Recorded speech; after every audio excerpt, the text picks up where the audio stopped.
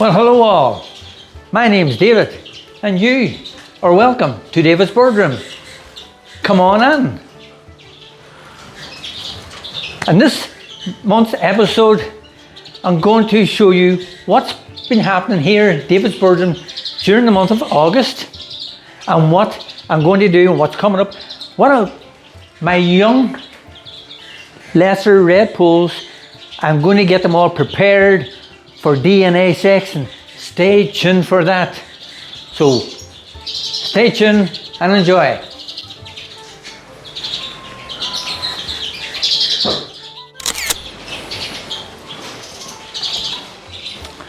So now the breeding season is completely finished. All my birds are all in their flight cages to go through their molting period, getting them colour fed. And what you can actually see is behind me, all my cages, I've been stripping down the cages. So it's that time of year, I can get all cleaned out. So I've been stripping down the cages and I give them a good cleaning out. So these ones, I've already done this wee set of cages here. And I've started on these boys. So work in progress, we'll be getting that all done. That's what's been happening in August. It's been a busy time because August, there's feathers everywhere and you're colour feeding away at the birds. The colour feeding,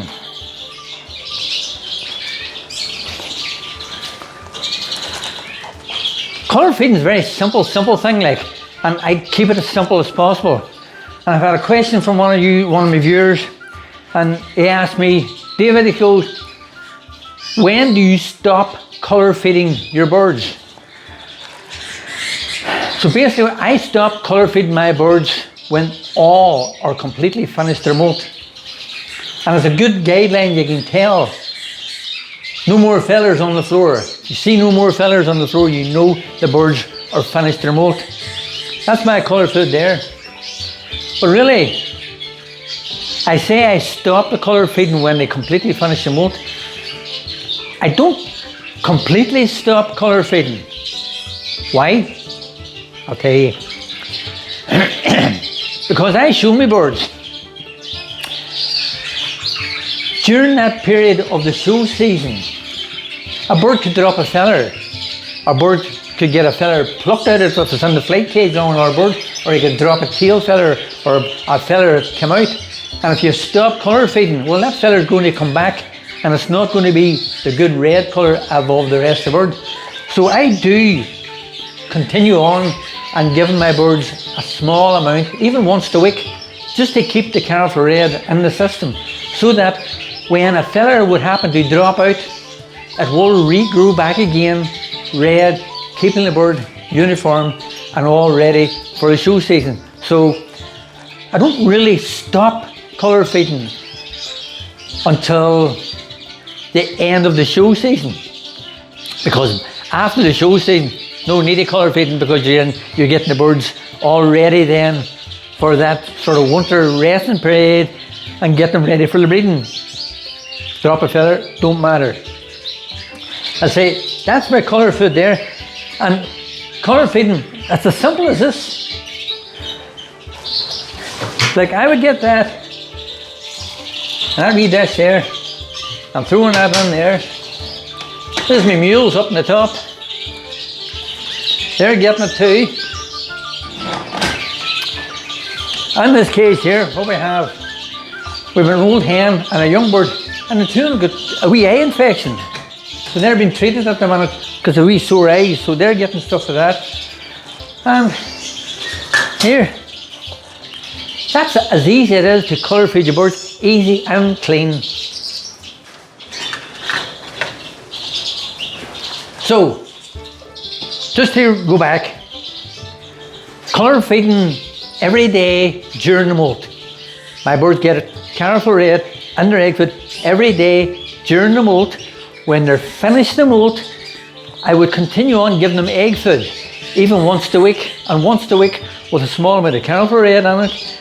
At the end of that, at the end of the show season, the birds will probably still get careful or egg food, but you don't need to give any careful red on it. So at the end of the show season, stop giving the red food. So that's what I would do about my colour feeding. Good question. I hope that has answered it for you.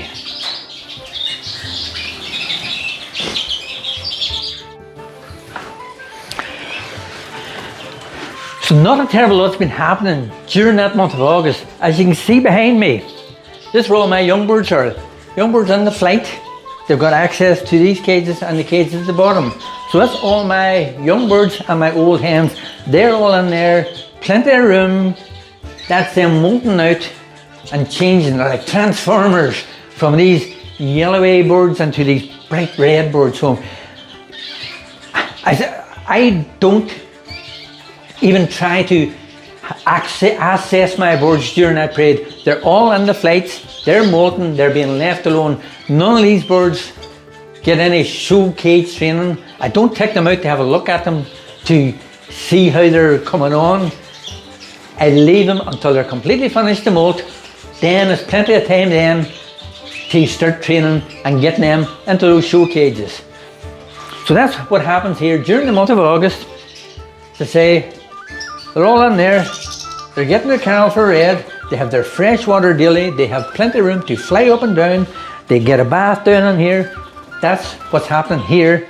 David's bird room during the month of August with my colour canaries. Now, what I'm going to do, as I said to you earlier on,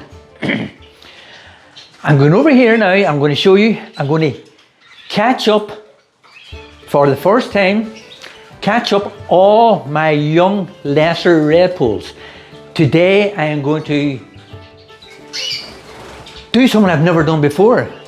I've had birds a lifetime, as you see on my wee logo, David's Bird Room, established 1979. Well, from 1979, since then I have never done this, so this is a first for me, so bear with me, because every day is a school day and I'm going to be learning something different every day. What I'm going to be doing, catching up all my lesser Redpolls. I will be taking a few feathers out of each of them, putting them on a card and sending those card off to get the bird's DNA sexed. So, come over with me now and I'll show you what I'm going to do.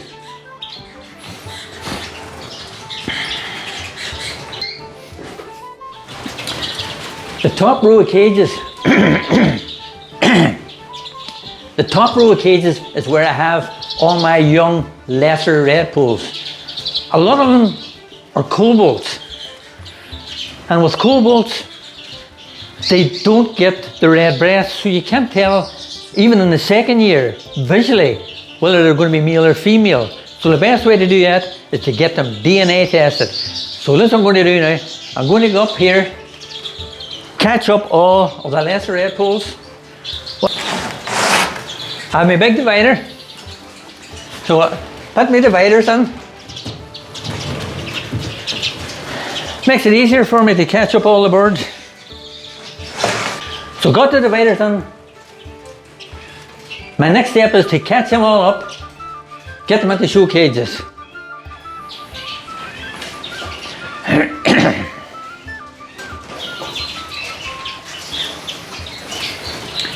So now to start catching.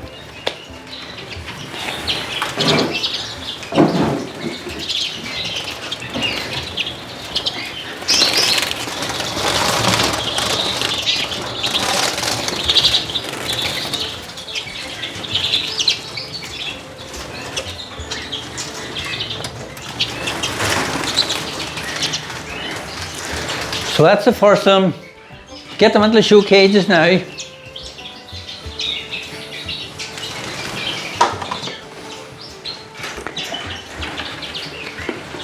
There we go. First time ever in a show cage. They will go a wee bit crazy. So we'll let them settle down. I'll get the rest of them caught up now.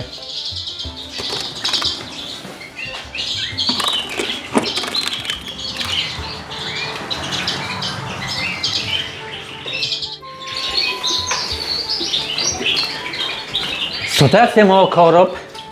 In cages, I have 4 young mealies in this set of flights. I'll catch them up now, get them into show cages and let you see what's been happening.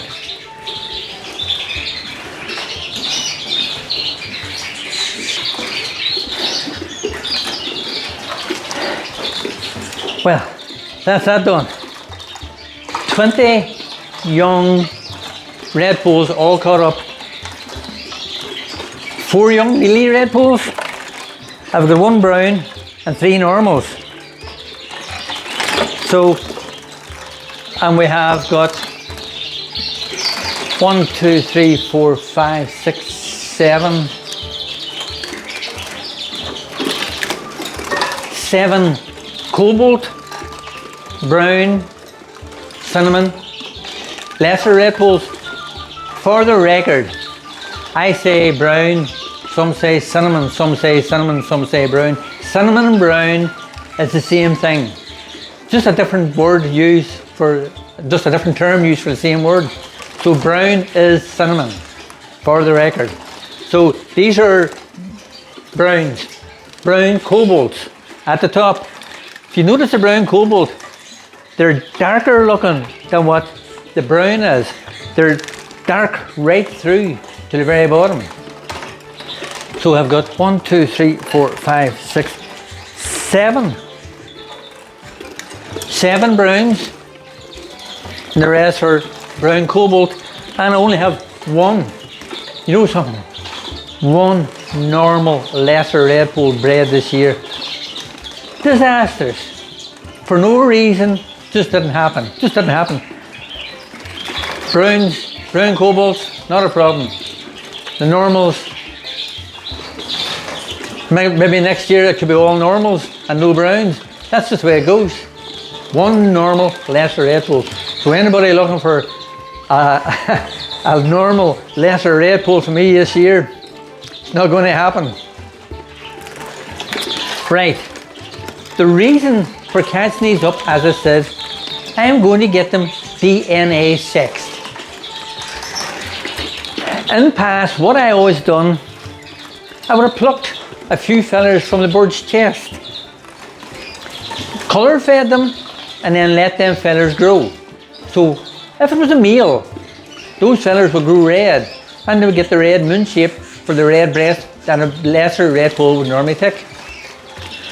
But in the case of the cobalts, cobalts do not get the red breast. So plucking their chest feathers is of no use. And guessing is of no use. So at least I'll get these done this year. As I say, first time ever. We'll see how it goes, and I'll let you out there know how the results go and how easy and what kind of process it is. So for now, I'll get a few feathers. Basically what I need to do is pick 4 or 5 feathers, say from the chest, of sort of young grown feathers, and put them on a card. What did I show you?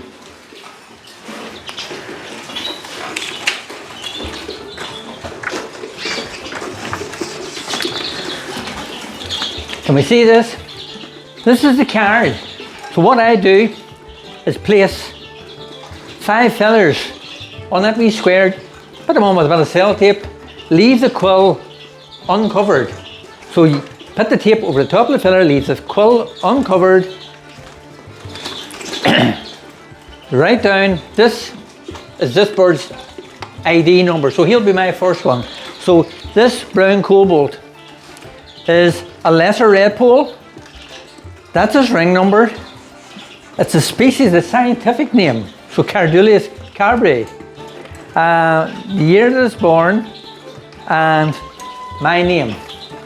So basically then, get that, send it away. What they will do, they'll send you back that. Now that is an ID card of one I had previous from a bird that I had purchased off a guy, and it had that card. And it's actually a really, really good thing, because when I bought that bird, it actually was a cobalt.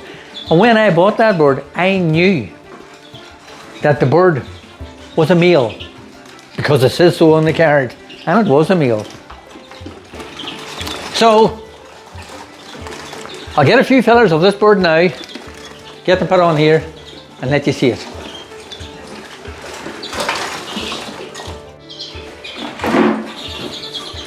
So here what I've done, with a pair of tweezers, I've took the feather from the chest of the bird, I have a sticky tape.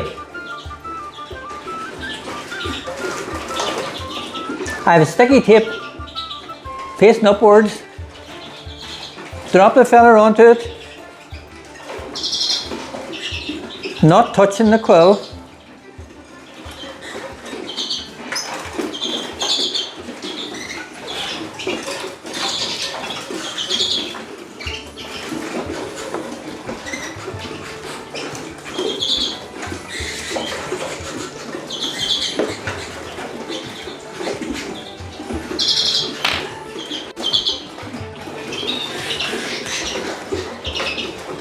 So that's that one done.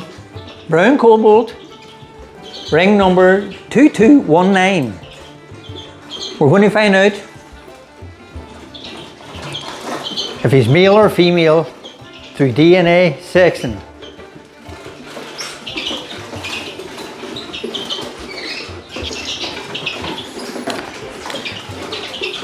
So what I've done, I folded over the ends of the sellotape.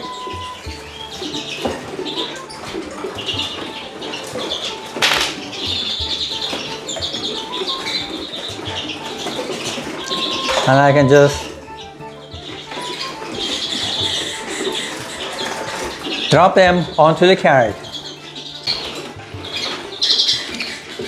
So now that's the 5 feathers attached to the card, with the quills not covered. This is what I'll send off to get the bird's DNA sexed. Now, I've 19 more to do. So what I will do, I'll get the rest of them done, and in the next episode, we'll let you know the outcome of males, females of my 20 Redpolls for 23. Let's have a look at them now. So that's my 20 Redpolls, all caged up, and their IDs ready to be sent away. Let's have a closer look at them now. We'll go along.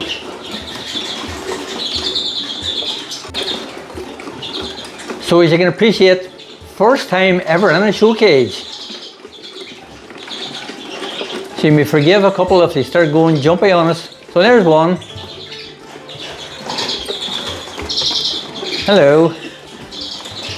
2. Brown cobalt. 23 young birds.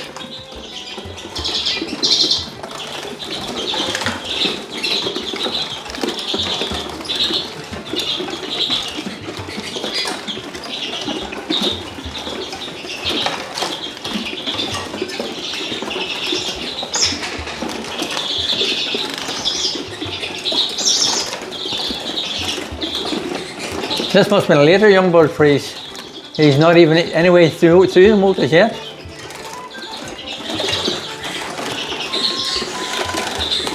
That's a brown. That's not a cobalt. That's a brown. And that's one of the later ones. Alright, we'll go down to the bottom. My one and only normal lesser Redpoll in 23.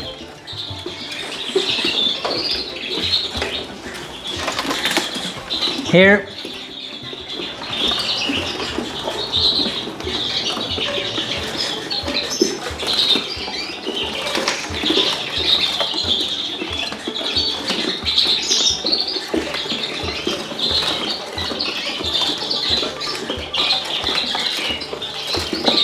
so I've loads to choose from for my 24 breeding season.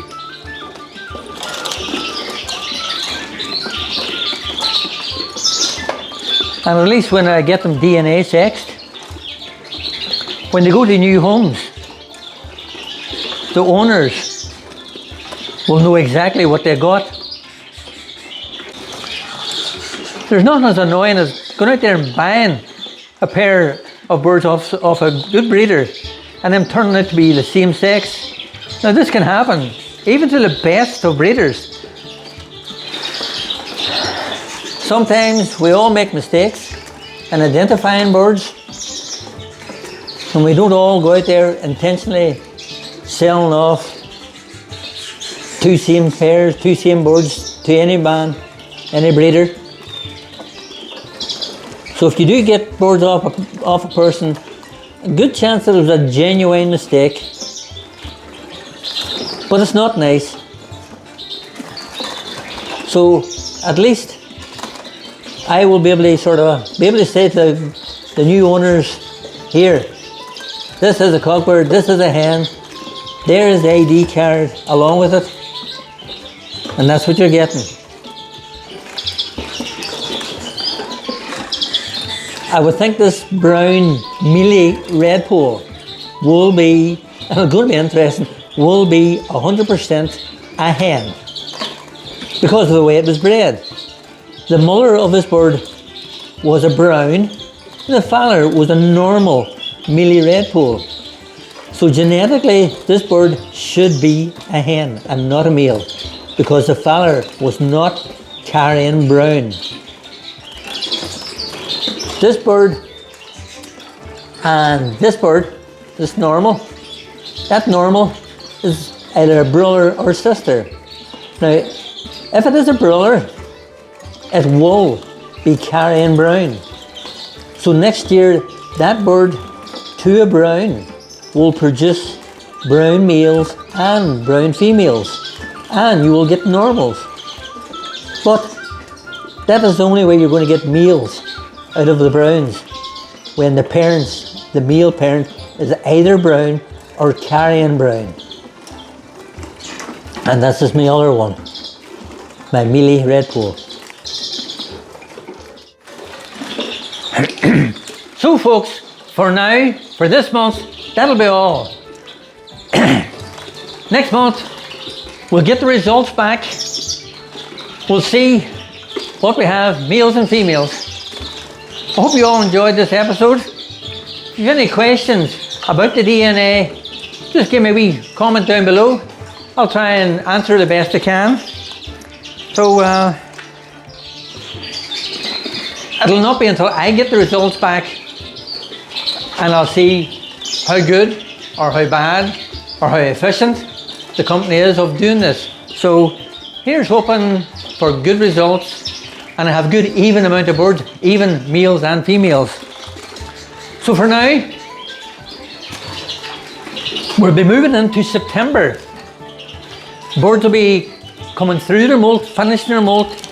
We'll be then starting to bring them out, putting them into wee show cages, having a look at them. So in the next episode, I would imagine I'll be showing you some of my red canaries that are through the molt and in show cage preparation.